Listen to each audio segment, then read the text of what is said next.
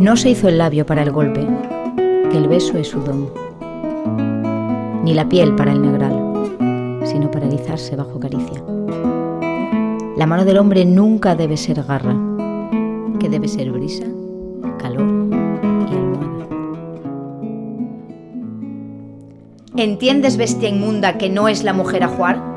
No es dote, ni es saldo, es vida, la vida en puro y a granel. Vuelve la hoja homicida y búscate la entraña hueca, si es que es sangre lo que ansías. Desahoga la rabia en tus miserias.